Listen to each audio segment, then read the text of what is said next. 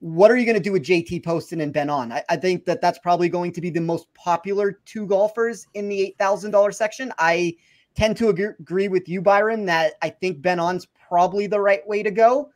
Poston had some of those negative marks when I talked about a lack of aggression.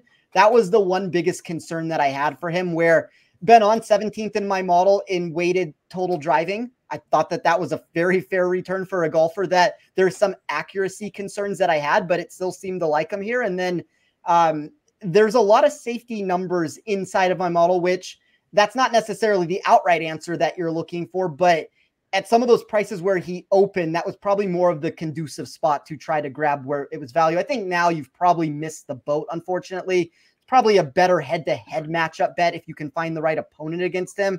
It's more of where I would be looking to take him on or take him against somebody. But I like the Ben On play. I just think he's more of a quality golfer than the public realized for a really long time. And whether you look at data golf or inside of, I think, your model, Byron, or my model, and I'm not so sure where Ian has him, and I'm interested to hear his thoughts. But just from like a long-term answer for the year 2024, he was a top 30 golfer for me before we even got any of these results to start the year. And when I added those into the mix, he climbed even further. So I expect a very big season for him.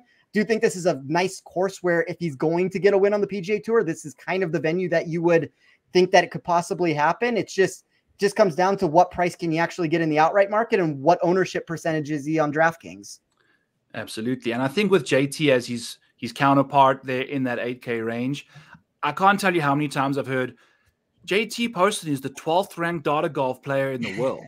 On like all the podcasts I've listened to, check it off. If I had to take a shotgun for every one of those, I'm not showing up to this show today. But I think, Ian, tell me about JT Poston. If there's a reason you like him, if there's a reason you fade him, give me a reason you don't like him this week, because I think there's a lot of reasons to like him. Is there a reason at all for you to say you don't like him? Yeah, I mean, as someone who has been down the JT Poston path many times over the last 6 months, I can tell you with certainty that he is very error prone off the tee.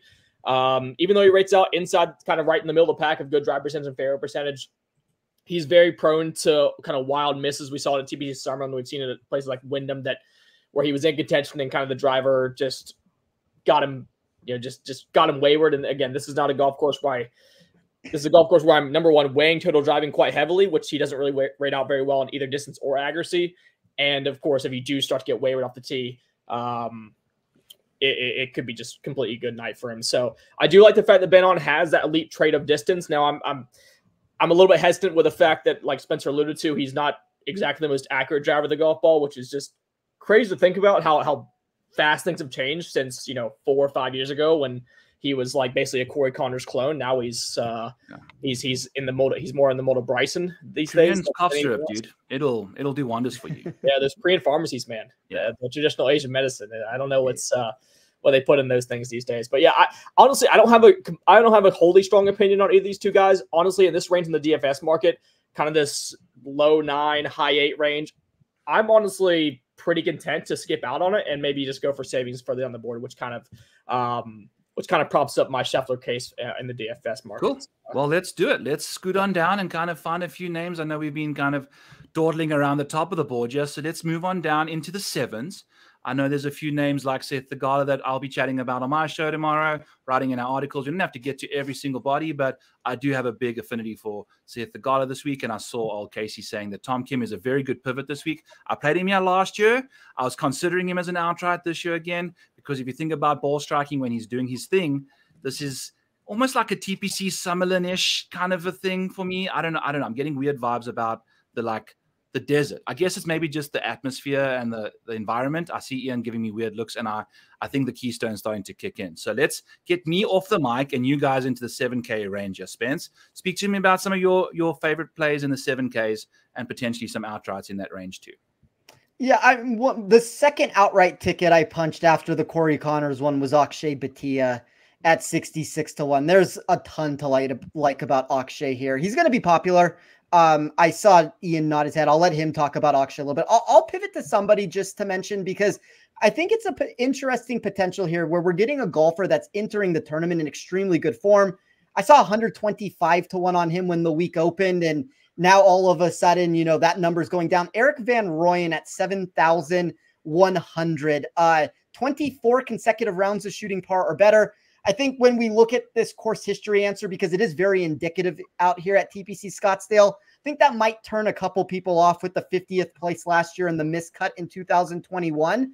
But if you look at what he's done so far this season, I mean, back-to-back top 25s at Pebble Beach and the American Express, the 22nd place finish at the Century. Obviously, that is not as big of a field there. So, you know, like, take it for what it's worth there. But I think this is a golfer that we even date it back to the end of last year. The win at the Worldwide Technology, the numbers are moving in the right direction. There is just massive blue in my sheet. I run things blue, gray, and red. And when you get into that bright blue, you know, things are going well. And I mean, he's 98 spots better over his last 24 rounds in strokes gained total than my baseline number on him. He's 81 spots better tee to green. He's 43 spots better off the tee. He's 59 spots better approach. If this is a golfer that's actually in form right now, this price is incorrect.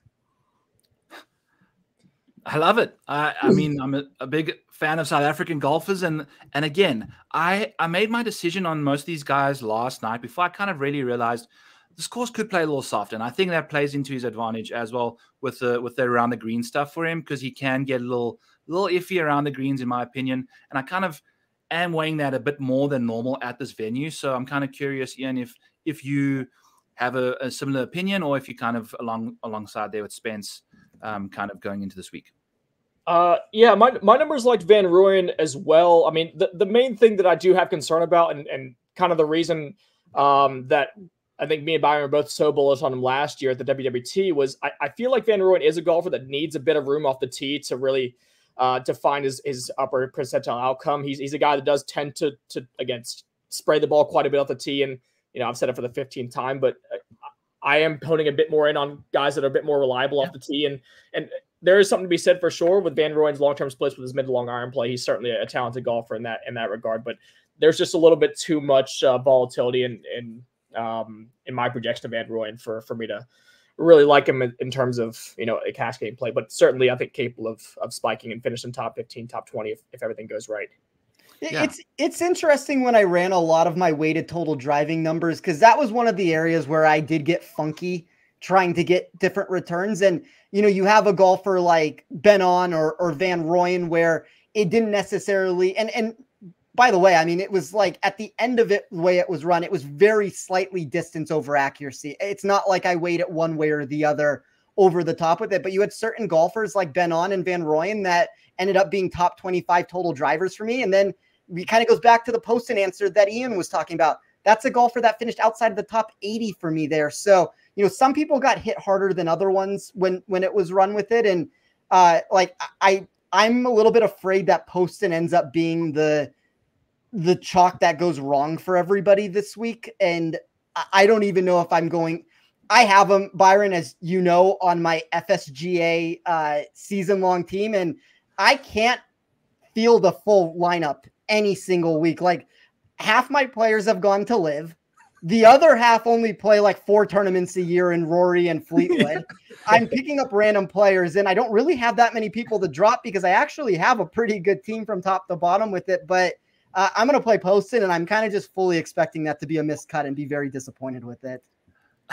It's okay. You know, I think he's, all things considered, he's still a good player at the end of the day. I think we're trying to poke holes in a guy that ownership is just the popular, problem of what we're trying. Yeah, he's popular. Yeah. And price as well. He's and price. Yeah. So, although he's the 12th best data golf in the world. So. 12th best golf on Data Golf's website. So you got to make sure that you run with that one.